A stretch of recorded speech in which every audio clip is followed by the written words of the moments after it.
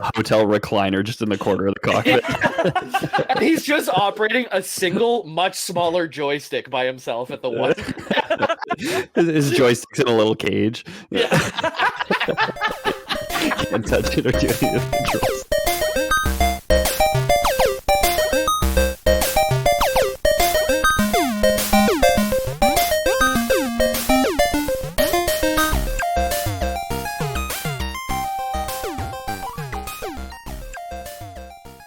Lore Boys here. The internet's #1 international cooperation podcast is back for more giant robot action.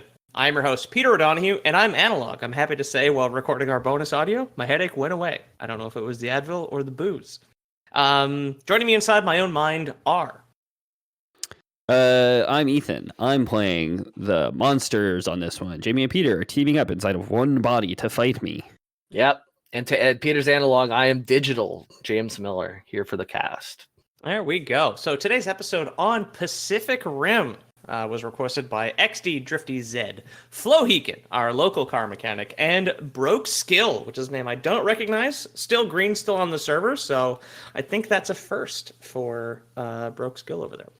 And also, if you want to request anything else, the Discord server is linked below. Also, welcome to our new patron. Ethan, I believe you brought him up.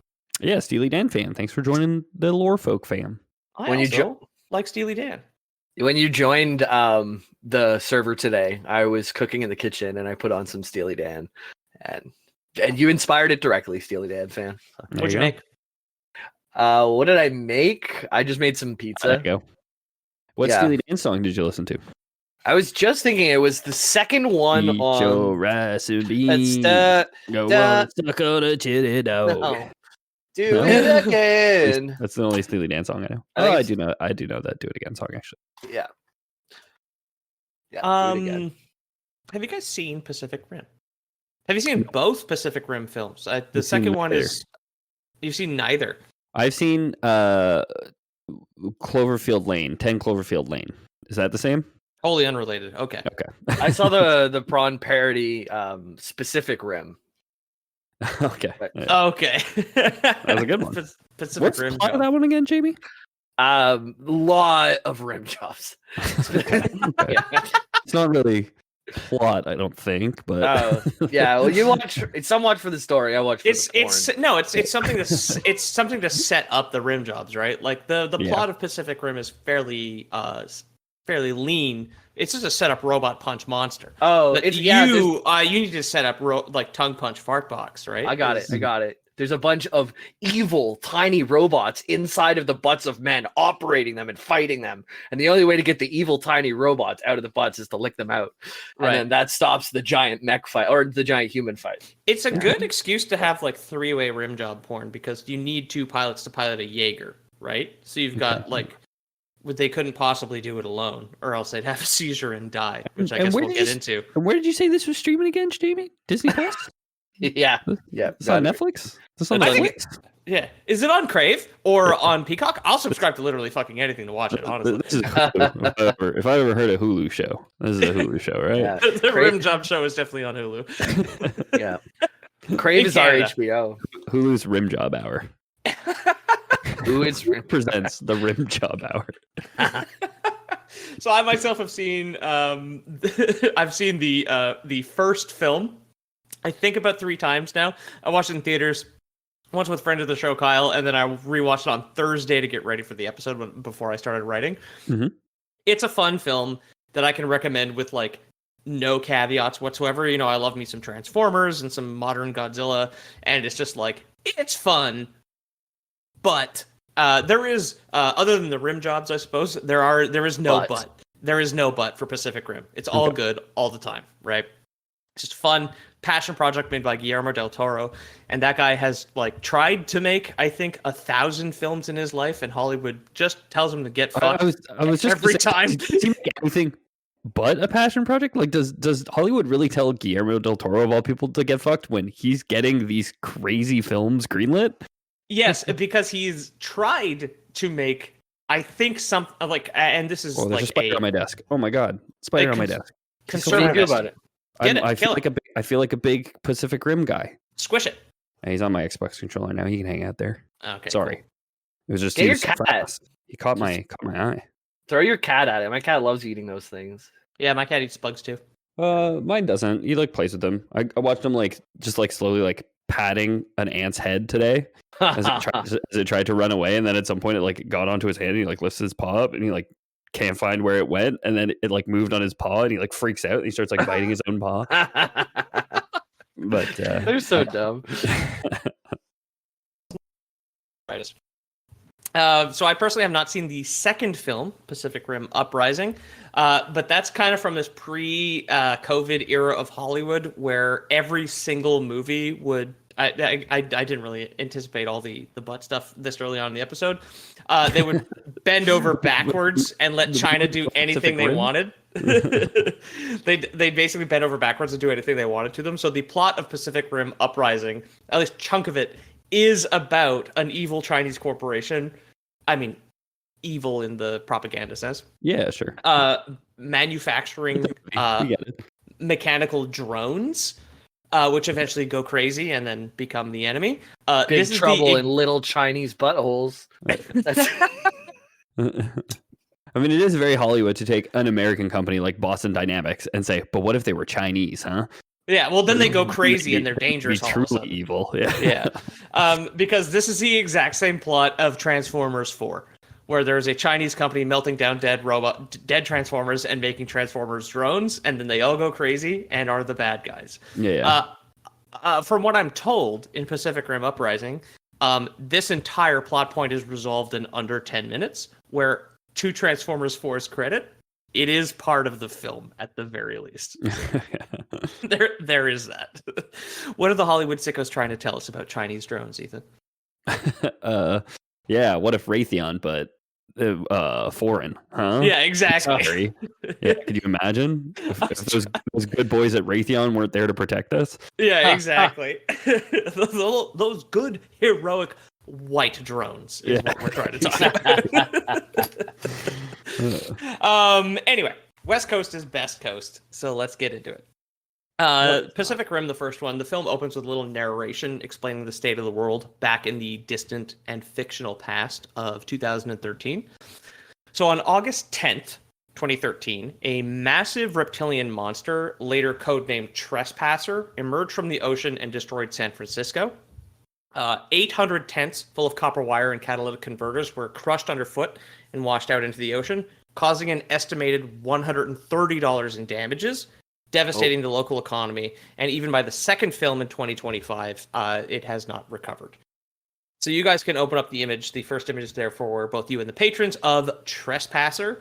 Of course, because it is Del Toro, the creature and mechanical designs are top tier across Super the cool. board. Yeah, absolutely. Yeah, at all times.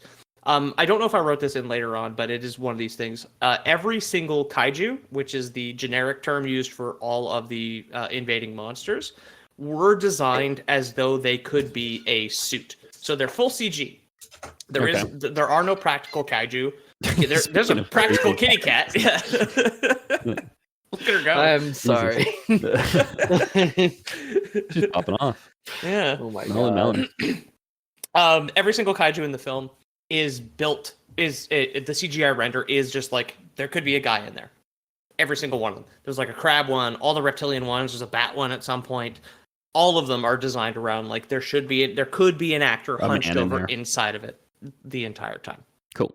Some of those actors are so impressive. Like, I watched a guy show the difference in apes, like an ape, like how strong they walk, and then like how like a little monkey is a lot more curious and bouncy, and like the way that they have the range of like I can't imitate animals that well. I barely imitate a human when I walk around. You want to do the monkey arms when you get excited up top here, right? Yeah. If I had to assign you a primate, I'd probably give you orangutan. I'll take that. Jamie? Yeah. He's ginger. I've seen an Ginger. orangutan use a saw badly, and I've never seen Jamie use a saw at all. So I can use a saw, probably. Yeah. Like a handsaw, like a hacksaw. I think so. Why not? Yeah. Orangutan. I feel like my arms aren't quite long enough, but I'll take that. It's like an energy thing, you know. It's like what you do with your arms, not their proportion to you. But Oh, okay. I'm like in the DK rap. I'm lanky. I'm the goofball. yeah, The exactly. Okay. All right. Yeah. So you would Yeah. be Diddy. I think you're kind of like a Diddy. Well, maybe I don't know if you have DK energy. I feel like you have like right next to the. I'd give mirror Ethan protect. Diddy because he's always wearing a hat, except for some reason now. I guess because his hair's wet. I think I'm Candy Kong, guys. Honestly, I was gonna I'm give. the hot one. Ooh. I'm the hot one. Yeah, his legs, Ethan's legs are from here to Babylon, baby. Who's the big strong, the huge strong one? He can like lift boulders Oh, too yeah. with relative ease. I'm not gonna remember his I name. don't recall. Yeah, Anyways, Can't on the rap, but I'm sure we have an listen- episode about the DK crew. It's somewhere out there. We do. I listened to the rap on stream. We streamed this week, and we were all having fun with the rap. Chunky Kong. Chunky. I can be chunky. Lift boulders with relative ease. That's a great power. It's applicable in day to day lifting boulders. Yeah, especially with your current career of waking up at noon and working from home. Yeah. Get up at 10. So Trespasser, excuse me, prior to the emergence of Trespasser, a magnitude 7.1 earthquake was recorded off the coast out in the Pacific Ocean. Some people theorize that it was its first steps on the seabed. Okay. I was gonna guess that he came from the Kong Hollow Earth at the center of the planet, and we didn't describe him, but he has like an axe blade for a face, I guess. Like he's got a big axe blade coming out of his face. He That's does. what it looks like. Yeah. The front of his face is a big is like a tomahawk fan. Like a tomahawk presume blade, he basically. just like axed his way through the tectonic plate, and that's what caused the earthquake, right? Yeah, God. or it could have been the breach itself opening up, which we'll get into. We'll get into the entire setup of like where Monster come from. We're He's gonna like look a at wood. Chiefs. I'm so excited. We are Is absolutely. that on Hulu too? He's like a woodpecker. He's He's got to start at like 7 a.m. with that big fucking nose cracking through the molten crust right next to me, man. Fucking monsters Yeah. come through the breach again. I'm trying to goddamn sleep. Bang, bang. Imagine how noisy that big old face going through rock would be. Jeez. Yeah, it's also like 500 feet tall. It cuts the Golden Gate Bridge in half. So that is a rude awakening. I'd take the woodpecker personally, but You know, like in movies where you'd see the water like just shaking the glass slightly. Yeah. But that one, the guy hits right next to your house and the water just flies off. You're suddenly like Mr. Leahy from Trailer Park Boys, like coming down the steps. with down the dude. steps, yeah. I Just love spilling that everywhere. GIF is like ingrained in meme society because I love Trailer Park I Boys. mean, man. yeah, That we're shit, Canadian boys. We Yeah. have to. yeah, gotta wrap them. Mhm. So Trespasser emerged near the Golden Gate Bridge, destroying it, like I said, and then it set out on a Baltimore. Was he also the one in Baltimore that did it? He was driving yes. that boat. Yeah. 500-foot lizard is the one that fell asleep at the wheel of that boat in Baltimore. That Singaporean boat in Baltimore and destroyed that fucking bridge. So yeah, just on the subject of that, Pete Buttigieg, the transport guy in Sleepy Joe's administration, has Mhm. as far as a completely useless man goes, could not have been set up for failure harder for this entire 3.5 years, dude. Like that poor son of a bitch. Every trains derailing and poisoning people in Ohio, Right. literally every day for a week or whatever. Like, Yeah. airplanes are falling apart in the sky, and now a boat hits a bridge. Like, dude, Yeah. like, Trains derailing because rail companies refusing to pay a second guy. a second guy to be on a train, like an entire fucking 3-mile long train. They're like, yeah, one guy's good to drive it for 19 hours straight. Yeah. And then so they try and unionize to push that back, and then Joe Biden, his boss, executive orders tells them like, no, you can't unionize. You get back to work. Yeah, because Sleepy Joe had to save Christmas, remember? Yeah. Because they were like, Exactly. we're going to stop shipping before Christmas. I mean, Mhm. Canada's not that much better. We need a lot of work on our railroads. And like, Absolutely. Yeah. yeah. And well, like when a few years ago we had Lac Mégantic, which is in Quebec, not so far from when I was really close to it. it blew up. Yeah. It derailed in the town and blew up like into a local bar and shit. Like it was really messed up. But I was thankful for that because Bobby works with drilling, so he got to stay with me all summer because he got shipped out to Yeah. Mégantic. So I was really sad, but I got to hang out with Bobby and order pizza and make chicken wings on the barbecue every night with him. Yeah, the one thing that stuck with me on his description of, because he was essentially doing like core sample drilling in the town of Megantic to see like, oh, how far is the contamination of oil spread? And he described light posts as just being like completely melted down to piles of metal. Like they're just like little heaps of metal light posts. I was like, damn. Insane too. That's And wild. like, Really stuck with me. and it can blow up like anywhere, right? It blew up in town, like where there's a lot of shit. Yeah, very bad. Very bad. Yeah. Weirdly enough, the train accidents poisoning everything around them is not super irrelevant for this episode here, because the kaiju themselves have toxic blood, which is a problem that the world needs to solve when they just like, it's a giant monster, much like an oil tanker. It's just a massive monster full of poison, basically. So when that kind of falls to pieces. So yeah, Trespasser emerged near the Golden Gate Bridge, destroying it, and then set out on a 6-day rampage through California. Nothing of value was lost. Mm-hmm. The combined forces of the U.S. and England finally resorted to using 3 tactical nukes to fucking kill it, sacrificing Oakland, California in the process on August 15th. So it's very much a Pyrrhic victory. Mm-hmm. I do like that the lore does not mention Canada helping to stop the giant monster that is just right there. They had to bring in the RAF because as a lot of people would know. No, exactly. But a lot of people would also know, like, a lot of the Canadian military equipment was bought off like Facebook Marketplace from a real country. Like, what about all these Chinese drones? yeah, exactly. Yeah. The rest of Canada just wanted to like reset BC. We're like, you know what? If we just like level it, start fresh, we could build new houses. There's gonna be room for us out there. Yeah, I mean, frankly, the rent in Vancouver right now, I think for like a corrugated sheet metal shack is like $3,000 a month. I think a big monster might hit a little reset button over on the West Coast there. Think about, this guy's 500 feet tall and has an axe blade for a face. Yes, he's a great logger. Think about how many trees he could cut down on First Nation land for the Canadian government. It'd be huge for them, you know what I mean? Yeah, and then ship all that coal to China to make drones. He can clear cut, entire swaths of Native American land in Canada to run natural gas pipelines that could spill gas all over them, or oil pipelines, all sorts of good stuff. Honestly. You know what else? Yeah. Instead, so you've heard of the wall down south. How about for our south and US's north, we get a moat? Just get that guy to axe his face right away, all the way across. We get a moat, a moat with some. I don't know what we can keep. We can't keep piranhas. Can't keep lizards very well. It gets too cold. Mm-hmm. Glass, like a muskie or something would be nice. Leopard seals. Leopard seal. Oh yeah, that'd be great. Those are cute. They're pretty angry. I saw a guy today fight a seal underwater for a fish. And I'm like, dude, let the seal have the fish. Give it to him. Yeah. He's gonna win that fight every time, but the seal was scared, and I don't know who got it in the end because the clip cut off. But I hope the guy got it because he really fought for it. Pete said leopard seals are pretty cute, so I googled one just to be sure. This one seems to have like, is it not a transistor in the top of his head? I mean, they're pretty cute. They're not as cute as like elephant seals. Oh yeah, this one does straight up have a microchip in its head. Why is it the first photo? I don't know. Sleepy Joe microchipping our leopard seals. The Chinese sent their balloons. The Chinese sent now seals. Look at this one. The patrons will get this. If you go to patreon.com/theloreboys, you'll get these. Look at this guy. He's gonna be an emote in this server. Oh my goodness. Look at that thing. I feel like that's what dogs look like when they look at you from behind too, It's their cheeks get all bunched up and they're so cute. Yeah. That's so cute. And also, Jamie, it's funny you bring it up. It's you guys have accidentally set up a bunch of things we'll get into.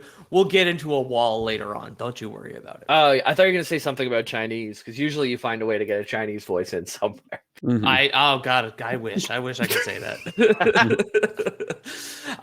Trespasser was later dissected and its skull was put up on display in a museum. Initially, the governments around the world figured that this was a one-off. So it's very much they took the attitude like climate change isn't real because today was cold when it comes to giant reptiles emerging from the ocean, basically. Sure. Yeah. Until 6 months later, when another gigantic monster attacked Manila in the Philippines. Terrible for Jamie's margins. After a second attack on August 10th, after the second attack August 10th was henceforth known as K-Day, which for some reason the wiki states is like, might be a reference to D-Day. Like, oh yeah? You think? Might. The K in K-Day is a reference to the Japanese word kaiju, meaning strange beast. The film translates it as large beast. I don't speak Japanese, so I can't say which one is correct. Not that it matters, because all of the kaiju that emerge out of the Pacific Ocean are both large and very strange. You guys ever participated in V-Day on Valentine's Day, where you have to storm a bridge and try and find a mate really quick? Nope. No? Okay. I got my cock blown off in V-Day. Oh, man. Cupid's arrow took me out of the balls. Ouch. So every monster would eventually become known as a kaiju, as a generic term, like I said, and they're all also given an individual code name, like Leatherback, Mutavore, or Otachi, as well as a class 1 through 5, depending on their size. In the same way, kind of meteorologists will classify a tornado or a hurricane. So the way they measure it is like, now they've got sensors all over the ocean, the amount of water it displaces, how much radiation is coming off of it, and basically the general size of a kaiju is how they assign a class to it. Yeah, the first 26 kaijus are always females, listed from A to Z, and then the next 26 are all male names going from A to Z, so you can keep track of them all, right? Yeah, exactly. The big kind of seal-looking one is Katrina, and it just devastated Louisiana. Yeah. Right. George Bush goes down and look at all the blue blood in the water. He's like, that's terrorist. Sounds a little more like Bill Clinton. I can't remember what George Bush sounds like. I can't remember what George Bush looks like, guys. Who is he? He looks like a man getting a shoe thrown at his head. That's I love that video. Same. I'm still thinking about the forests in BC and the big kaiju chopping them down, man. I remember in school, I don't know if this is true anymore. Living. They used to say that the wood, like the foliage above the trees in BC were so thick you could walk on top of the trees and you wouldn't fall through. But I don't know if that's I don't true believe anymore. that for a second. The tip of a branch is so thin. Yeah, that's what they're saying though. It's so thick and full of life. But maybe that was before we destroyed everything. I don't know. I mean, one of my only memories from kindergarten was us having a big discussion about what made the dinosaurs go extinct. And it was like there was no right answer to the discussion. It was like, oh yeah, volcanoes, they probably did it, and like, asteroid probably did it, and like it was anything these children said, it was like, yeah, that could have done it, which is like a fun exercise, but just goes to show you that like school's not always right, Jamie. No, they're just screening the children at that age. All you have is your parents' opinions on what happened. Yeah, the communists got rid of the dinosaurs. He said Sleepy Joe got rid of the dinosaurs. My parents say you're a communist for saying there were dinosaurs. Yeah. It's very funny that all these stupid, because obviously Pacific Rim is a very fun film, but it's very dumb and simple. I do love that every stupid joke you guys are making right now, especially the ones about being a 5-year-old, is relevant later in the episode. It's great. We'll talk about the dinosaurs going extinct later on. Don't you worry about it. Let's take one more shot in the dark of something that might be relevant. 9/11, of course. So I just think I also remember we had a substitute French teacher, Mr. Gravel, and I so distinctly remember it was probably like a year after 9/11, him like writing. I just had this memory the other day. I was like, and like for the first time realized like, oh, he was just insane. Where he wrote out like 9/11, and then he said to us like, what does that look like? And we're like, he's like, that's 911? 911. And he's like, that's why they planned it on that day. And I just had like maybe like a week ago, I had the thought, I was like, oh no, that's just a crazy person saying that with conviction. He had a stroke like sometime before we joined him at school. Like he wasn't all there. But he also he had a brain tumor, I think. Or brain tumor. That was it. I remember something about his brain. Yeah. He also used to rub my back whenever we were like in kindergarten taking naps, and it was so innocent. It was like, just have a good sleep. But I was just thinking about that too. I was like, Mr. Gravel, you could never get away. You could not rub a kid's back at school in this day and age. I mean, I'm sure you do in kindergarten. Like for sure, the daycare educators that I send my daughter to, I would hope they're rubbing her back to get her to sleep because she's not gonna sleep otherwise. You know what I mean? Like, I guess that's fair. Yeah. But when Mr. Gravel took that shit in the litter box in class, that was something else. Like, that's too far. Sorry, it was kind He's of like squatted over. He's just like, Yeah. 911. Why don't you think they planned it that way? Yeah. A bunch of 6-year-olds just sitting cross-legged on a carpet, just like. Sorry, I had to go. It was a 911 emergency. Yeah. So the scale that governments are using to classify a kaiju at this point is called the Serizawa scale, which is named after the character in the original 1954 Godzilla film. And also Godzilla 2014 and King of the Monsters. There's another Serizawa. Is it like, does the 1954 film Godzilla exist in the Pacific Rim universe? Like, does some scientist who discovers these kaiju in Pacific Rim say, oh, we should name this after the Godzilla character? Or is it just like the movie makers of Pacific Rim made it as a nod? It's from what I saw, because again, the trivia section at the bottom of wiki pages is whatever. And there's sadly not a whole lot of first-hand information I could go get other than rewatch the film. They do not mention it in the film. Yeah. It is from supplemental text. Guarantee. I mean, Lore Boys canon. These guys have been watching Godzilla since the 50s, and then a giant monster came out of the ocean. They were like, we got it. We fucking got it, boys.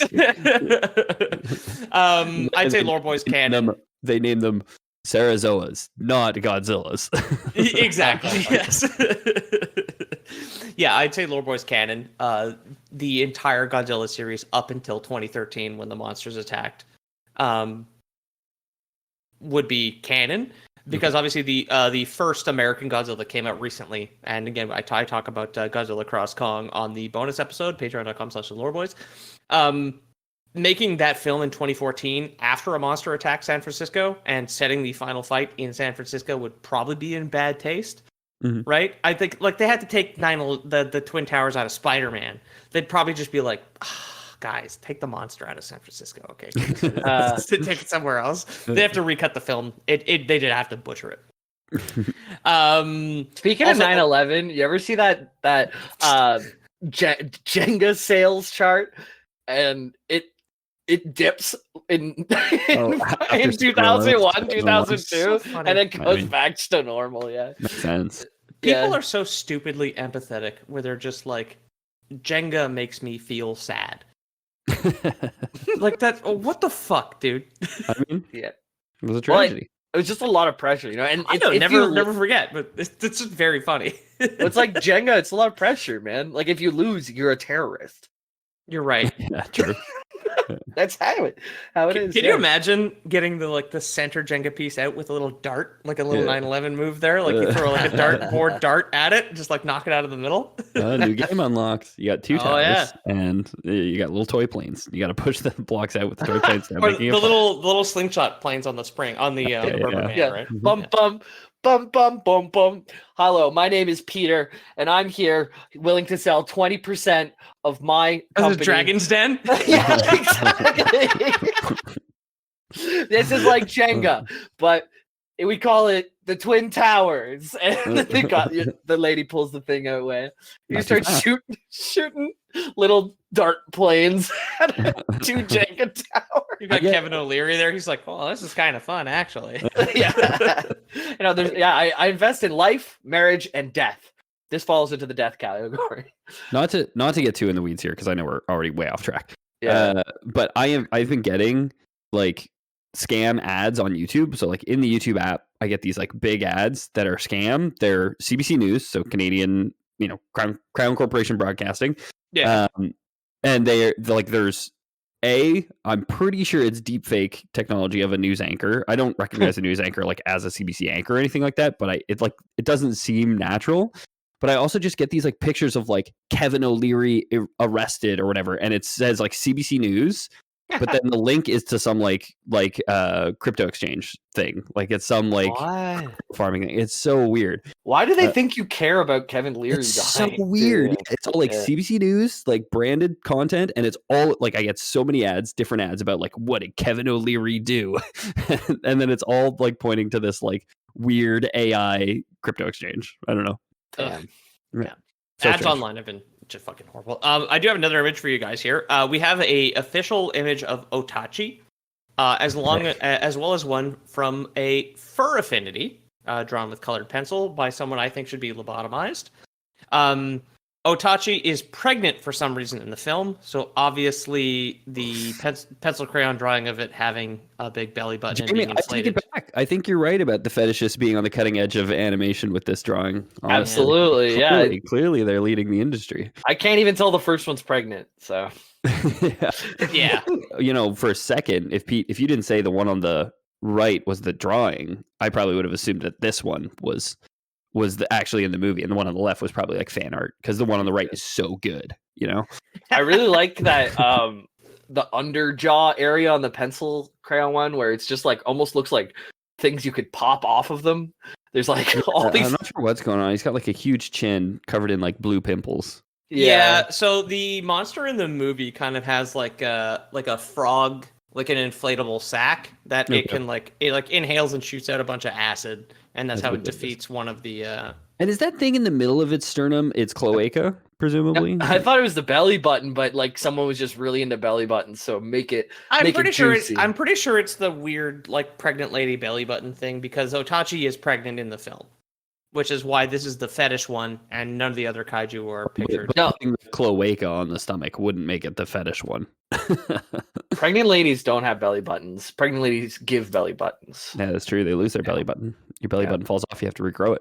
Yeah, it goes through the umbilical cord into the other person's belly button. Interesting. Yeah. Mm-hmm. I mean, I struggled to get into the mind. I was going to say I struggled to get in the mind of a fetishist. I struggled to get in the mind of this kind of fetishist personally.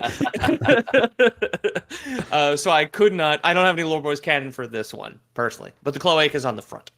Yeah. Okay. 2 more kaiju attacked after Manila. One in Cabo, don't know where that is, and one in Sydney. So the United Nations finally got their shit together and decided to do something about it, which is far and away the least believable part of this episode. For the first time in history, the UN agreed that bombing cities and killing civilians constantly is bad. Okay. And decided to form the Pan-Pacific Defense Corps, or the PPDC, which is what we'll refer to it for the rest of the episode. On September 15th, 2014, which for some reason is in this film, it's also my dad's 51st birthday, or was, the UN decided to sanction the Jaeger program, presented by Dr. Jasper Schoenfeld, who is not in the movies. There's a comic, I think, called like Kaiju Year Zero or something, or Pacific Rim Year Zero, that came out. This is where a lot of the pre-film lore comes from. It's a lot of supplemental material, right? Like, yeah. It's very goofy, but I love this. After the first few kaiju attacks, Dr. Schoenfeld saw his son making his robot toys and his monster toys fight, and he was just like struck with inspiration. He's like, I need $1 trillion for the UN. I got an idea for them all of a sudden. Okay, I'm just gonna say, wait for the Gundam episode, because they just ripped off Gundam. I'm just throw that out there. So I guarantee, because I know that Del Toro loves anime. Mm-hmm. Guaranteed. Yeah, exactly. Guaranteed. He had like stacks of DVDs, Gundam and Godzilla, and he was just like, I'm gonna make a movie. Yeah, absolutely. Yeah, he just like slapped Ron Perlman on the thigh to wake him up, who was obviously passed out in the recliner next to him, and he's just like, okay, we're making a movie, dude, because Ron Perlman is in all of his films now. Yeah, I gotta say, guys, I'm pretty stuck on this pencil crayon drawing of this pregnant dinosaur. I had to force close it. Yeah. I had to X out of that one. I learned this week, like talk about cloacas, that I don't know the exact number. Well, there was cloacas on that thing. Yeah, people brought up cloacas. I'm pretty sure. Yeah, there was that birds. Most birds don't have penises. Like only 10% of birds have penises or something. But when they have sex, they just mash their cloacas together. Yeah. Okay. That's how cloacas work. Okay. Well, why do they only give a few of the birds penises? I don't know. I didn't know any birds had dong. No. Ducks are doing like quadruple duty, dude. Famous penises. Yeah. Ducks got dong, baby. Birds show dong. Show hog. Waddle. Anatomy. A waddle's on the front. That's like the turkey thing. Oh, the George Lucas neck is a waddle. What birds have pee-pee? Well, while you look that up, we'll continue. Ducks, geese, and swans. Large flightless birds such as ostrich. Can you imagine an ostrich? Wait, hog? So if If you get a Terrifying. dong, you don't get to fly? No, ducks can fly. So can swans and geese. Yes, some of them. But Oh. large flightless birds such as ostriches and emus and tinamous, a family of that reptilian is. birds closely related to ratites. Imagine when you're born as a bird, you just go through the line and you're like, all right, you want to fly, you want a dick? Yeah. Well, it's a survey on the way out of heaven. Yeah, exactly. And they just check it off. We'll try and get you what you want. We'll try and get you what you want. And then Oh, if you're no. like some sort of prestige soul, you could be one that has both. But, Don't Google ostrich penis, guys. I don't Okay. I don't want to do the show anymore. well, now I have I to. gotta go late. No, don't do it, Jamie. I gotta go It's late. gotta be very alien. Anyway. Opening incognito for this one. It's not alien enough is honestly my problem with it. Ew. I hate that. Oh. Jamie worried about one of his roommates, aka his dog and his cat, searching his browser history, apparently. Hey, I like to keep it clean. When I like to be able to use my browser on stream and not worry about what comes up. when I search things. That's true. mean- Yeah. That would be the top of like LSF, right? Like they Yeah. have live stream fail if if you got the do ostrich cock on top of your search history. Oh, actually, what it looks like is the other side of a Pacific Rim. If somehow you had a picture, it's a camera on the butt laugh. inside, it really looks like a tongue coming out of a butthole. Horrible. God, nature is unseemly. It's Yeah. horrible. It's horrible. Mhm. Anyway, Dr. Schoenfeld, after seeing an ostrich penis fighting a robot toy or something, Dr. Schoenfeld, along with Dr. Caitlin Lightcap, the woman he was cheating on his wife with, began working on the technology that would allow humans to pilot war machines large enough to push back the kaiju invasion.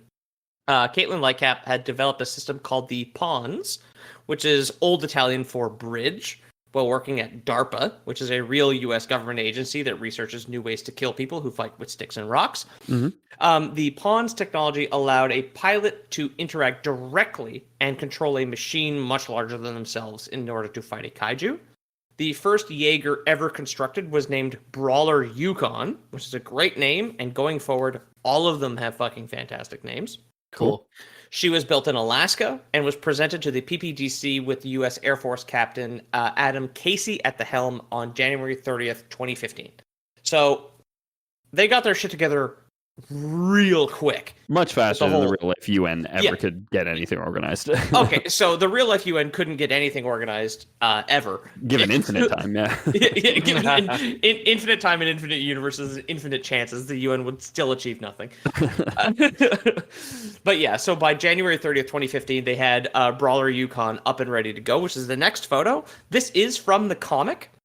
You'll notice going forward with a lot of the following Jaegers, which are the giant mechs that they use to fight the kaiju. This one is not really humanoid at all. It kind of looks like the front part of a jet with kind of shoulder pauldrons and weird spider legs. Yeah. It's got like four legs and arms. And it looks like it has like its cloaca is kind of just like a slit in the middle of its chest, I guess. And then its dong is a flashlight. Yeah, they did figure out where to position the genitals on Jaegers in later. This is a Mark 1. By Mark 3, their atomic cloacas were positioned properly. Yeah, okay. They have the cyberpunk cloaca physics. Yeah, exactly. That reminds me, this week I beat the Ratchet and Clank game, and they have the woman robot that they add in to be the other part for Clank. Boobs on head. Boobs on head. They give it just two Yes, yeah. like, little things like little She has like Nicky. siren lights. Oh, Yeah. siren Yeah, lights, yeah. exactly. Or little Nicky, yeah. So like a ship, all Jaegers are referred to by name or as she. And shortly after powering up during the demonstration, Captain Casey lost control of the Jaeger, had a seizure, and died. We will get into the remainder of the Jaeger program after the break. Welcome back, everybody. Thank you for listening to that ad. So during the second test, this is all still within Brawler Yukon. In February 2015, Lieutenant Sergio D'Onofrio also suffered a seizure, but before losing complete control of the Jaeger, and like melting his fucking brain, Dr. Lightcap connected herself to the pawn system as well to take some pressure off D'Onofrio's brain. This had confirmed her theory that piloting a Jaeger was far too much for one person to handle, and also initiated the first drift sequence, which they go over a lot more in the movie. It is the process of completely merging two people's minds so that they function as the left and right hemispheres of the Jaeger's brain, in quotes, basically. I had a friend named Cody who lost control of the Jaeger once too. That's this his favorite drink.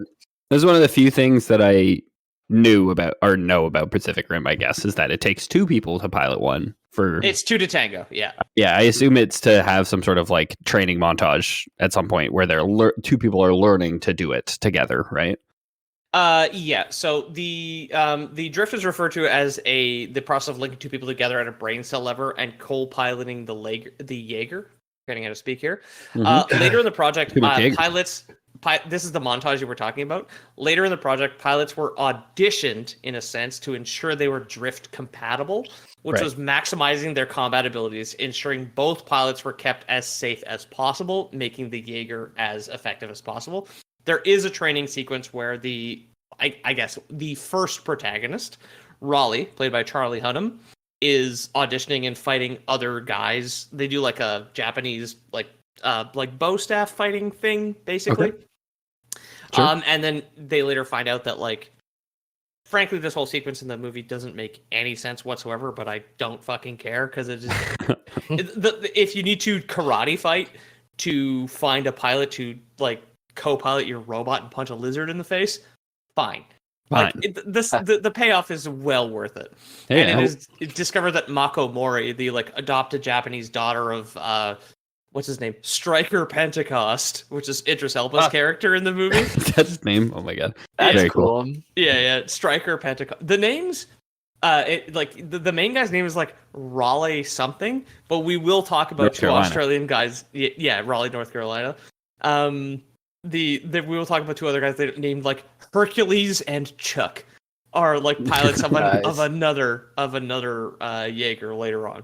I see a lot of parallels with Dragon Ball Z with the fusion, Godzilla Pink, Godzilla. I guess that's a different movie, but with all these big franchise. Yeah. Yeah, I mean, relevant to a conversation we had, similar genre, definitely. Yeah, for sure. Yeah, and like of the same lineage that inspired Pacific Rim, for sure, 100%, right? Like, yes, yeah, absolutely, definitely Godzilla inspired. Drift compatibility is quite rare, so piloting crews quickly became celebrities with like toys, like like Kyle, friend of the show, Kyle has a couple of the Pacific Rim action figures. He loves the movie. The action figures are canon, basically. Man. What if someone linked with your wife and you couldn't link with her in the same way, and you kind of got like mind robot cucked? Pacific cuck, yeah. Well, like instead of like like in the cockpit of an airplane, they've got the rumble seat. It's just like the cuck seat is like the perpendicular one in the back of the cockpit. Yeah, hotel recliner just in the corner of the cockpit. And he's just operating a single, much smaller joystick by himself at the one. His joystick's in a little cage. Yeah. Can't touch it or do any of the controls. Just a big beefy dude mind linked with your wife. Yeah. Look, instead of being drift compatible, they're like bull compatible. It's just like, you need to drift with the guy's mind. What did you say your name was again? Hercules? Oh, jeez.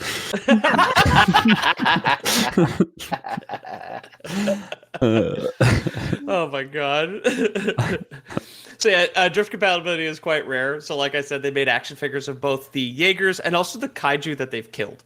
So there are like kaiju fans out in the world, which I watched a video about this, which I'll reference later on, where it's just like, this is like a guy being a fan of the planes that did 9/11. It is like so fucking weird that there are fans of kaiju, especially because the timeline is so condensed. Like the period of time that we're looking at between Trespasser showing up in 2013 and like the end of the second film is like between 2013 and 2025. It's like over the course of Yeah. 12 years, they're just like, yeah, I'm gonna get like Bin Laden tattooed on my back. It's gonna be great. I don't know how to tell you this, but there probably are people who are fans of Bin Laden and his work, right? I wouldn't Well, mind meeting him. Crunch at us if you're listening. Crunch at us if you're if you're pro Taliban. We want to know. We want to interview you and do his Chinese accent. Can't wait. I can't wait for that episode. Oh my goodness. So in April of 2015, the Jaeger program was fully approved after Dr. Lightcap and Lieutenant D'Onofrio piloting Brawler Yukon defeated a kaiju named Karloff, saving the city of Vancouver, British Columbia, Canada. Boo. Yeah, I mean, yay. Brawler Yukon continued fighting during the Kaiju Wars. However, she only ever confirmed 2 kills and was destroyed at an unknown time between 2015 and 2020 by an unknown Kaiju. Jaegers all have 2 names. The primary Jaeger in the film is named Gypsy Danger. Along with her, there's also Cherno Alpha, Crimson Typhoon, and Striker Eureka. So you guys can bring up the photo there of the 4 main Jaegers of the first film. Hell yeah. Yeah. So Gypsy is the primary one in the front with the big reactor core in the middle of her chest. Behind her on, I guess, our left, stage right, is Crimson Typhoon, the red one. That is the Chinese one. Yes, it has 3 pilots instead of 2. Each one of them controlling 3 arms. It's so funny because it is my favorite designed one in the film. The pilots, the triplets that they have, actually have no dialogue whatsoever. They have 0 spoken lines in the entire film and are killed within 5 minutes of being deployed.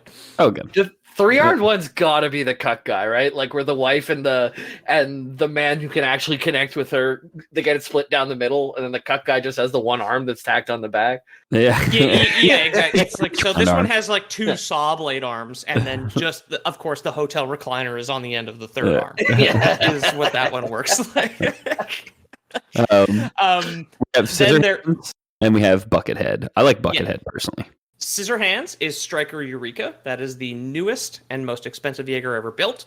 And then the Buckethead one is the last remaining Mark I. That is the Russian Cherno Alpha. That one is also very fucking cool. Yeah, it looks cool. A couple of other excellent names I came across in the list of Jaegers were Puma Real and Pro.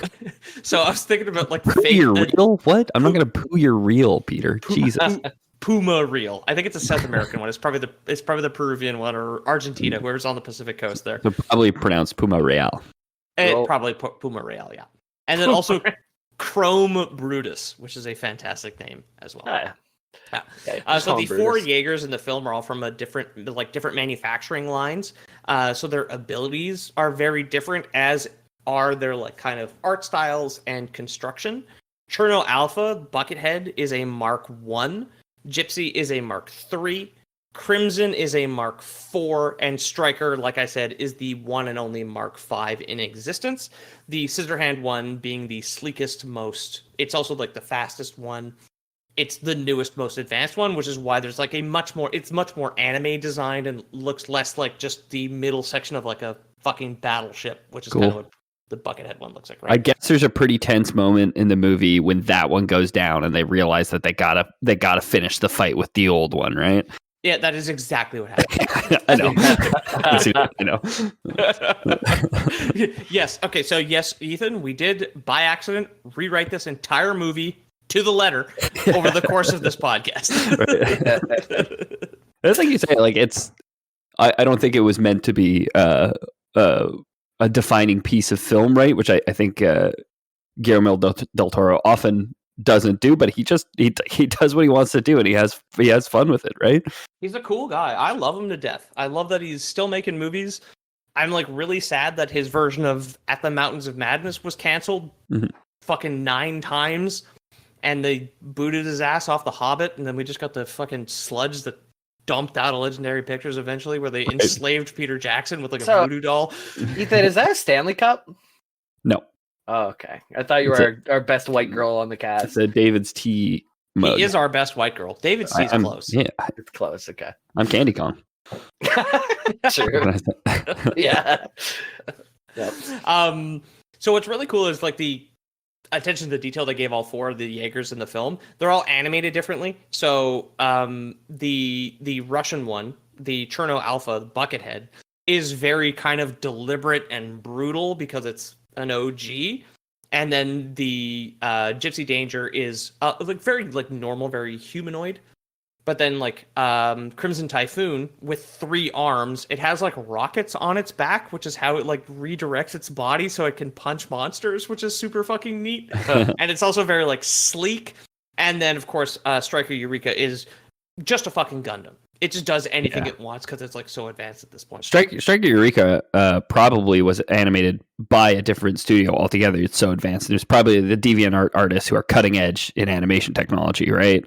Who are probably animated. Dude, your cat's totally getting Absolutely. that spider behind you, right? By the way, No, just I killed mean- a bug on the corner there. So I did see the spider shortly after we had the discussion. I didn't want to interrupt us again for another spider update, but I did see it run across the wall here, and I hit him on the head with a pen and pointed at it, and he looked at it and went back to sleep. So I don't know where the spider is, but it's somewhere over here. He might have got another bug though. Yeah, went after something. He's going up to bed now. It's been a little much. Yeah, there he goes. Yeah.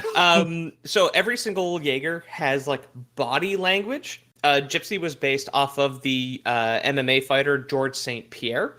Okay. While Striker is much, much faster, despite being the same size. It's a Striker- local legend, man. Yeah, I know. From around here, yeah. So Striker's body language was inspired by the football player Lester Hayes, who is also known as Lester the Molester, which is great little trivia in there.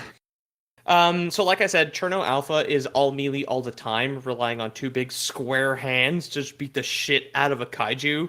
Whereas like more advanced Jaegers have more options. There's a really cool thing I noticed when I was rewatching just like chunks of them, like rewatching the movie and then rewatching a couple of chunks, is Cherno Alpha's thumbs, in quotes, like fold into its palms, and then all 4 fingers wrap around it to just kind of make 2 big like spring-loaded wrecking balls when it's like punching a lizard in the face. That's fun. It's a very fun and it's just good. It's all good. Cover to cover, dude. It's fun. Gypsy's hands can transform into plasma cannons, both of them. Like all 4 of her, or all 5, I guess 4 of her fingers in her thumb, because it's the trigger. They kind of rotate around into like a 3-fingered little, whatever, like the Spock hands that I'm doing right now on camera. Yep. These transform into plasma cannons. This was designed and put on Mark IIIs and further up on Jaegers of these classes. They cauterize the wounds when they shoot a kaiju, because like I'd mentioned earlier when you guys had brought it up and kind of like guessed the plot, but like kaiju blood is incredibly toxic. When you kill one and it bleeds out, it's similar to an oil spill, and it's called kaiju blue. I think they reference ammonia a lot in the movie. I don't know if ammonia is like a blue chemical, if it's exposed to oxygen. No fucking idea. Didn't look it up. But that's as a a funny way to call it, by the way. Kaiju blue? Kaiju blue. It's just like a rhyming thing. Like, boat don't float. Yeah. It's like, why do you say it like that? I mean, they bleed blue, right? Like it is like a blue. Okay. It is a blue. It's not like it's not a reference to just like, boy, all those pelicans covered in oil sure are sad. Like, I thought it's like blue, like kaboom, you know? The Yeah. Dawn Duck. Oh no, BLUE. If you touch the monster blood, you actually turn into a thin blue liner. You put the bumper sticker on your truck and everything. So Absolutely. Just like a blue smear across it. Speaking of ducks and oil, I ran out of soap today, and I used some Dawn dish soap to wash my hair, and my hair is like especially curly and like bouncy today. Yeah, you do and I was like, remind me of a duckling, actually. Yeah. and I was like, absolutely. I feel like a clean little duckling. Yeah, It is good for my honestly, the oil. curls are kind of nice. You got little ringlets there. yeah. Dawn dish soap apparently is my soap. I need to Well, start. there you go, using. listener. It's free if you want to look smacks. But yeah, so it doesn't work completely as we see in the film, but the plasma cannons that Gypsy Danger uses does prevent a lot of the spillover into, because of course it's like, well, we wanted to stop nuking our own cities, and now we need a way to stop the Poisoning them blood instead. poisoning everything around them. Yeah. Basically, it's like, yeah, I guess that is very much like the train derailment thing. It's like, It's fine. Go back home. Actually, Yeah, exactly. I know you can taste the air suddenly. Don't think about it. And your pets are all dead. We'll just fight them in Flint, Michigan. It won't matter. That is truly the sacrificial lamb of the United States. It's I mean, they got a few, but yeah. Ow! Fuck you, goddamn cat! Second time. Stop looking like a little spider, dude. I know. Jamie the little duckling, Pete the spider. Isn't there a spider somewhere you can harass? Ethan the sexy gorilla. There's a t-shirt idea. Ethan the sexy gorilla. Or all three of us. But. Oh yeah, that's the Kong crew, the DK crew. So while effective, the Jaeger program eventually became way too expensive to maintain. So countries across the Pacific coastline decided to build a big fucking wall to keep the kaiju out. Okay. In 2025, a kaiju codenamed Mutavore breached the wall in Sydney, Australia in about an hour. Thankfully, though, Australia's own Striker Eureka was there to kill it with minimal collateral damage. So Striker Eureka has, yes, big scissor swords. It's very fast, and its entire chest opens up. And it just has 6 huge fucking cannons inside of it to just blow the shit out of a kaiju when it shows up. Mutavore, after getting through the wall, really didn't stand a fucking chance whatsoever against Striker. Yeah, g'day, mate. How you going? You should look up the characters from the movie, Herc and Chuck Hansen, because they sound basically exactly like that. I don't think they hired Australian actors whatsoever.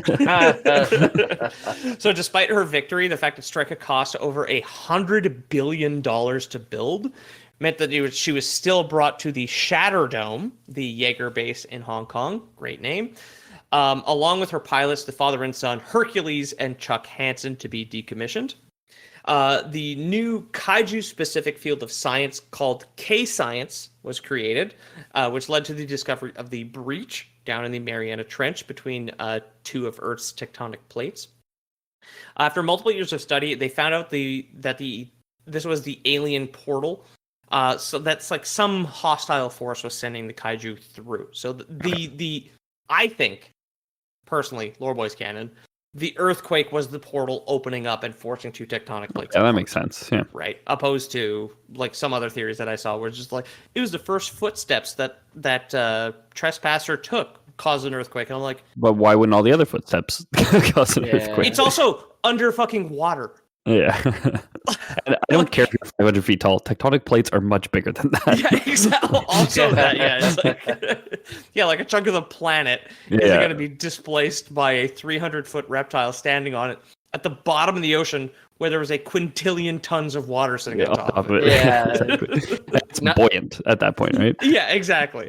Not even a person in a mech suit could wield the Canadian shield. No, exactly. There was an episode I wanted to do. There's like old folklore that I might still look into of there is allegedly giants that live somewhere on Bouclier Canadien, the Canadian shield up in Quebec, like all the granite that we have. Yeah, I haven't looked into it yet, but it's on my list. So there's a lot of Ontario basements that are just rocks, and they basically build the foundation on the rock because it's illegal to drill into the Canadian shield. Yeah, it's also incredibly hard because it is all granite, billion-year-old granite, which is it's not worth the time. I love that section. Yeah. To close the loop on Max and Herc, or Herc and Chuck. Herc. Yeah. Chuck, the son, is from Sussex, England. Well, the actor, and Herc, the father, is an Italo-American from New York City. So you're right, Peter. Yeah. Neither of them are Australian. I watched the movie 3 days ago. I can't do an Australian accent very well, but it's better than that one. No. So naturally, after discovering the breach, humanity tried to send bombs through the portal, which as far as I guess, listening to my own voice, that sounded sarcastic. It's a great fucking idea, right? It's just it's cheap. They're sending their bombs. Monsters. Yeah, so send some fucking bombs back at them. Exactly. All the nukes that we're not going to use on our own soil, send them through. Where are we here? Right. However, every time that they tried to send something through, some kind of security measure that people hadn't figured out yet would reject the bomb and just send back anything that we were trying to send through. Okay. In the film, we find out that the breach, it's all techno-organic. So there's like lightning and electrical bits, but there's also kind of like anemone, like kind of rounded tentacles that check shit. Sure. So there's a sphincter that opens and closes it. Yeah, there's a cloaca. There's a big old ostrich dick in there. Yeah. And it checks. Keep the nukes there. That would be so funny to be the guy who was in charge. Well, not really funny, but you're charged to throw the nuke in, you start swimming away, and it just pops right back. I figured they'd drop it from a ship. Hey, hey, Jim, can you go poke it back in? It seems to have slipped out there. It's just like it's like the hook that you used to like pull a thing out of a pool. You're just like trying to shove it back down. You got like the pool boy Jaeger trying to like stuff a bomb down the breach. Yeah, so in the film it's compared to like a barcode scanner. So all the tentacles and all the like gross little bits in there in within the breach all like check what's coming through, and it's just like, nah, no bombs through here. Nope. Sorry, rejected. Only giant lizards. That's all and sometimes a crab, which we do see in the movie. Right? The magic butthole portal is more effective than the TSA, is what we're saying. Yeah, 100%. I mean, like, granted, the crab did have to take like 10 shoes off, but that's only because we tried to smuggle bombs through the other way that were completely ineffective. Right. You've heard of Iron Dome, but now they're pushing the bombs back with their tongue through the hole.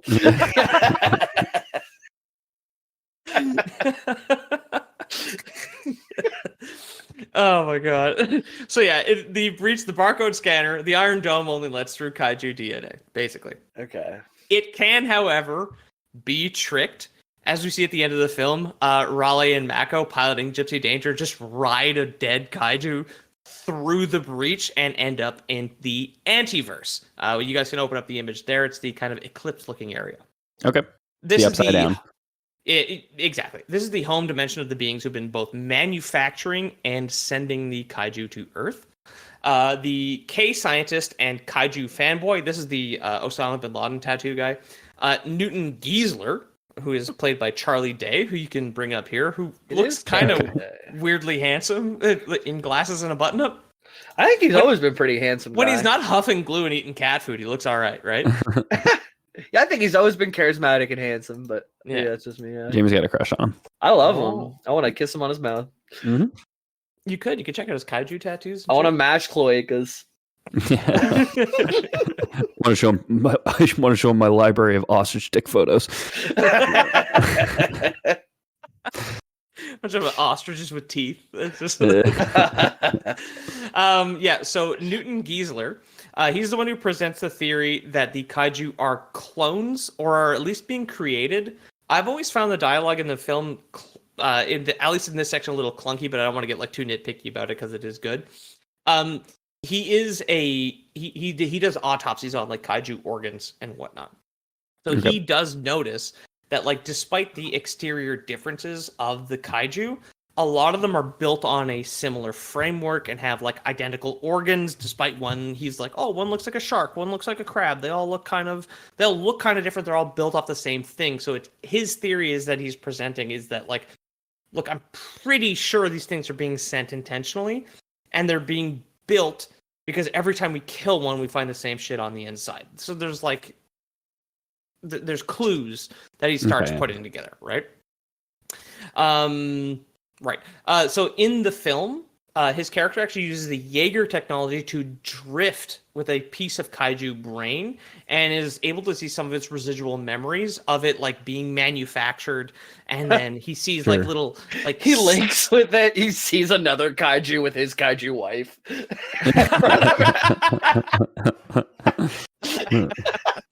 It's like, oh, we got the cuck kaiju again. Damn.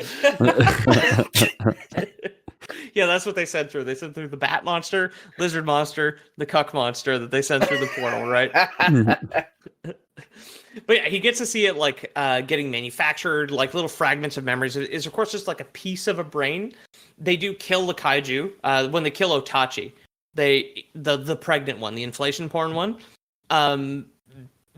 They they manage to like plug the drift technology into the brain of the fetus. Okay. And then like scan it, and that's how they're just like, oh no, wait, like our original plan is not going to work. Actually, we need to ride a corpse through the drift. I guess retroactively, if you're starting the episode now, spoilers for Pacific Rim that came out 10 years ago. Just so you're aware. The aliens, in quotes, sending the kaiju are known, and I cannot fucking believe I had to say this word again after swearing off Halo forever. The aliens sending the kaiju are called the precursors. Precursors. Yeah, nice. We're here. And you guys can open the last photo there and see what the precursors look like. Some They concept look art. cool. This is very Guillermo del Toro. This is very Pan's Labyrinth, cool. right? Yeah. Yeah, they're very much the hand thing or the Angel of Death and Hellboy sort of. Yeah, exactly. Del Toro art. Yeah. Fleshy, sinewy. They got like crab pincers for feet, but they're like absolutely slaying on those heels of crab pincers. Oh, absolutely, yeah. But like they have like every single body part they have, like where it splits in the wrong spot. If you had like a human body, right? Yeah, they're very alien. Yeah. I love them. I think they're very, very cool. You only see them for a few seconds at the end of the film, and they don't say anything. They just watch Gypsy come through the fucking portal and then blow up and kill them. Basically, is their only purpose. So the precursors are a hyper-advanced civilization who manufactures gigantic monsters to wipe out life on other planets, allowing for easy colonization. This is all memories that both Charlie Day's character and the German guy whose name I did not write down, when they basically they're drift compatible, and they both drift with the dead Otachi baby to get all the secrets and not kill either one of them. So they're very much like Charlie Day is a hotshot scientist, and then the stuffy German guy with the cane is just like, whoa, no, you could never drift with the kaiju, that'd be ridiculous. But then they do it and they become friends and kiss probably. I have no idea. Yeah, does Charlie Day's character be like, oh, it was wrong to like worship these things and think they were cool now that I realize what they were made for, or is he still Team Kaiju? No. So there's not so much characters. Everybody has a very static arc in the entire film. Yeah. I think the biggest change is that Idris Elba's character of Stryker Pentecost is just like, I will allow my adopted daughter Mako to pilot this Jaeger with Charlie Hunnam's character, Raleigh. Okay. And then the scientists realize that Charlie Day was right. That's essentially it. That's just all the development you're going to get. There you go. Yeah. Also, the dickhead Australian kid sacrifices himself with Idris Elba. Instead of, he stops being a bully. So Chuck dies. Okay. Basically. Good. Leaves his bulldog behind. When you stop bullying, people die. So continue bullying, I think is the moral of Pacific Rim. That's Pete's message. Absolutely. So some of the memories that the scientists absorb here is that the precursors came to Earth originally during the time of the dinosaurs, which you guys had brought up earlier. Okay, but they were just like, oh, us gross monster aliens. The atmosphere is not polluted enough. We're gonna kick it for a while, check in every once in a while, and just see. Thank God humanity has done just enough global warming for the kaiju to survive on Earth. Yeah, which is straight up like a paraphrase of a line that Charlie Day's character actually says. That Dr. Newt says, like, we did it with all the global warming, and then just like talking about how like this is how they can survive now. They waited right up until the kind of the atmosphere had changed just enough. Now, of course, if you know anything about geological history, this makes no fucking sense at all, because if they could, open portals through time, which revealed later that is what they are doing, just do it during like the Great Dying between like the Permian and the Cambrian or whatever. The Cambrian age. When Russia exploded and all the volcanoes on Earth dumped acid into the sky. Like, you don't have to do this. Right? I like the idea that they come in, it's too clean though. Like a kaiju sits down in a room, is like, would someone light a cigarette? Yeah, exactly. Yeah. Could somebody close a window? God. Yeah, exactly. The precursors could only invade Earth once it was legal to smoke indoors, right? Like it's just like that came and went in our lifetimes. I remember sitting with my mom in the smoking section and eating dinner and her having a cigarette lit right there. Oh That's yeah, what- me too. Yeah. Yeah. My dad was telling. I thankfully never saw this, but my dad was telling when he and my grandfather went to Africa, he was just like, yeah, every single person on the plane was just smoking the entire time. Yeah. Like the I found a cabin is bar- just full of cigarette smoke. A plane would make me crazy, dude. Like, I found a bar in Poland that let you smoke in the basement, and I wasn't even smoking that much at the time. But I was like, I'm buying a pack, and I'm going through half of it tonight. Just the novelty of smoking in a smoky bar. I'm like, I'm not Yeah. gonna get this anywhere else. when I went to Pittsburgh with my dad and my brothers, we were bar hopping, so we were doing like one drink at every bar along some strip in Pittsburgh. And we got to one bar, which was a smoking bar. They still allowed smoking indoors. Your The dad big- got stuck. Yeah, they had a big cigarette vending machine like right in the front. That's cool. Yeah. I mean, like four tequilas there essentially. Like we just sat and had 4 drinks because he was having such a time with it. I was gonna say, yeah, you'd have to stay there after that. And Yeah. but the only one of the 4 of us who smoked. So Yeah, but he was probably flipping the bills too, right? So yeah, most of them. Yeah. That's a good deal. It's a good deal. So, the fact that they had to wait for a smoking section is also the reason the kaiju blood is toxic. That is their strategy. They're like, if our giant crab is killed, it can It'll at just least poison, yeah. do some polluting, like posthumously, right? Sure. Would some people go outside and die already? Yeah. Yeah, exactly. We need to fix this place. So other than seeing them right at the end of the film, nothing is explained about the precursors other than it like appears as though their universe or their planet is dying. They're not named. No one refers to them. No one says anything about them whatsoever. They're just seen at the end after they drop Gypsy Jane through the portal, activate her self-destruct, and that is like the nuke that they use to end the kaiju war. Okay. So in a video about Pacific Rim that I alluded to earlier, in a video about Pacific Rim Uprising on the YouTube channel Pointless Hub, which you should all check out, I think it's very funny. The guy in the video talks about some interviews that director Guillermo del Toro had done covering what his potential Pacific Rim sequel would have been. So again, Del Toro's curse. He had an idea for a second movie, and it was fucking canceled, and he moved on to make that movie where the deaf lady fucks a fish. The Shape of Water. That's it. Yeah. Didn't see it. What? Yeah. It's like a It's fish on guy. Hulu, dude. Hulu presents. Definitely. That's If you not need your the. cloaca movie, that's probably it. That one's definitely got some That's cloaca on not cloaca the. action.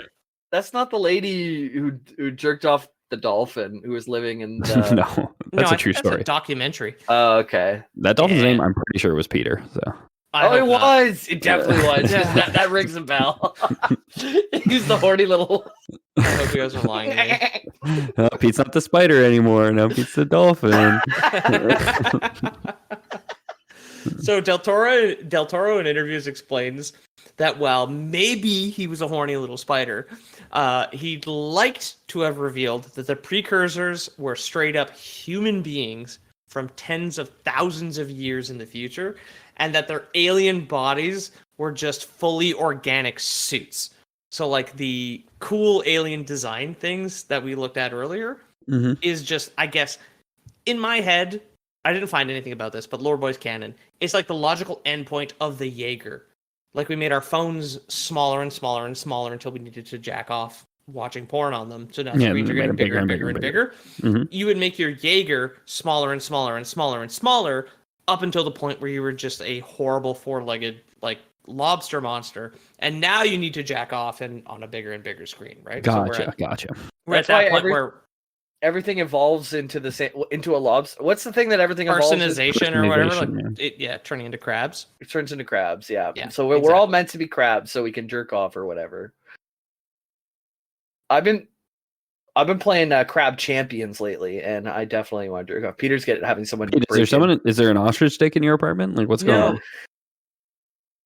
Some of my neighbors have dogs, and I just heard a dog like pain screaming through the door. Oh no. My cat's like perched up like a little gargoyle here looking. Anyway, sorry. A lot No of worries. cat distractions on my end It was tonight. very distressing. Yeah. No, I mean it was a fucked up noise, which that's why it got me. You should, Uh, probably, crab. you should probably develop some sort of like exoskeleton like war machine that we can use to kill all the animals in your building, honestly. Spare my 4, and then yeah. Well, they're kind of the main distractions of this episode. So They're collateral, yeah. It's nice that I'm suffering multiple animal attacks during our episode about Pacific Rim. I think it's very convenient. I'm glad that Dusty's on board. So yeah, the alien bodysuits, the precursors, are not officially canon, considering that movie never came out. But I think the wrapping around to being time traveling, the man is the real monster is kind of stupid. I'm sure that the execution would have been good. Yeah, like you're kind of like you're turning your nose up at it, but like this, like the whole we've been. I know. The whole premise is stupid, but it's fun, stupid, right? Like exactly. I absolutely think you have to like lean into those tropes if you're going to make a successful sequel like that. Like you have to like lean into the tropes one ratchet higher, right? Like you got to keep going with it. So I don't doubt that it would have been executed perfectly in the same way that like Pacific Rim already was. There just is something about like, oh no, actually it's humans time traveling back to wipe us all out. But in 2013, when it's just like, guys, if you made giant polluting lizards, you really could have just sent them back to before gunpowder at any rate. Right. Like, you just send back 2, I guess, and pollute twice as fast. Maybe it's a time traveling alien butthole that's like hard to control. Like maybe it's hard to aim. Oh, it's like the breach is incontinent. Yeah, exactly. Yeah, it takes a while to contract and expand that sphincter. I think there's a nice circularness to it. Like there's these big kaijus or whatever, then they die and then they let all this oil out and it goes under the ground and it creates dinosaurs. And then the dinosaurs grow up and they let out all these oil, or they just die and they're dinosaurs, and it creates oil, which creates kaijus, which creates dinosaurs. And it's just a big cycle of dinosaurs and kaijus all the way down. It is beautiful, you're right. Yeah. Anyway, life finds a way. Pacific Rim. Yeah, that's what Jeff Goldblum was talking about. Yeah. That has been Pacific Rim. I have been your host. I am inside your brain. I'm in your head. My name is Peter O'Donnell. You can find me at Lore Boys Podcast on Instagram. Check out our pictures. Check out all our stuff. Tell us. Yeah.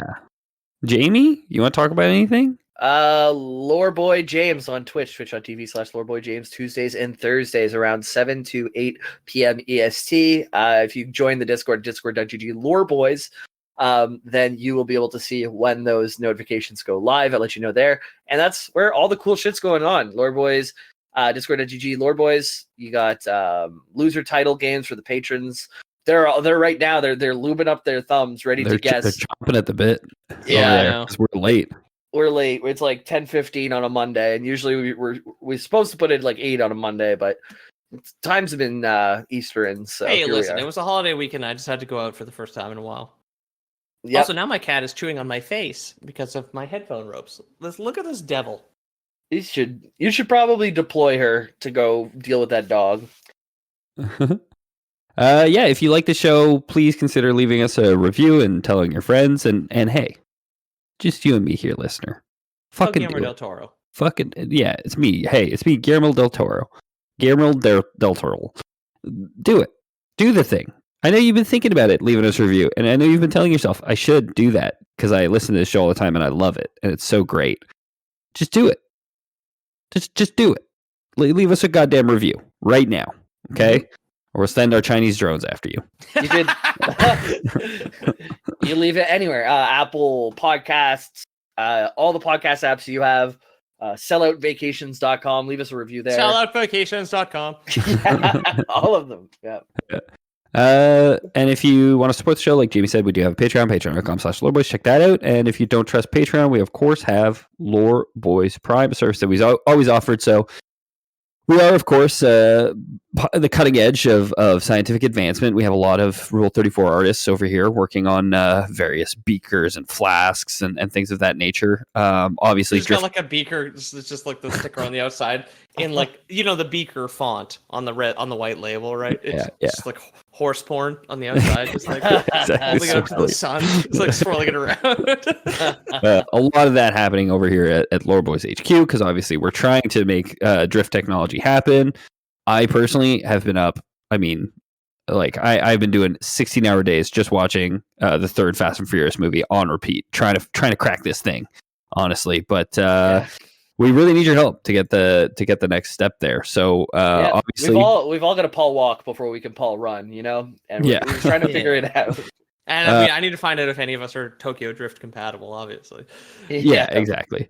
So yeah, I mean, if you guys, honestly, if you guys have any scientific breakthroughs, please let us know. Please tell us. If you guys find a scientific breakthrough on drift technology, please, can you tell us before you tell anybody, like before you tell like Forbes or whatever? Jamie, oh God, don't tell Forbes. Jesus Christ. I mean, guys, we're better than Forbes. Come on. Business Insider, maybe. No, don't tell Business Insider either. Come on, Peter, stop giving them ideas. Come on. That's not where you send academic journal. I'm serious. Don't send it to Forbes, guys. Send it to us instead, okay? Yeah. Jamie will give you a rim job. Pete will show you his ostrich dick if you just give us your scientific breakthroughs first and foremost. The lore boys, please. We love you. Please. I'm begging you. Get us the Tokyo Drift technology. Get me the Yin Yang twins on the phone. Get me the Yin Yang twins and this BI itch. I think that would cost you. Lore boys. Lore boys. Hey.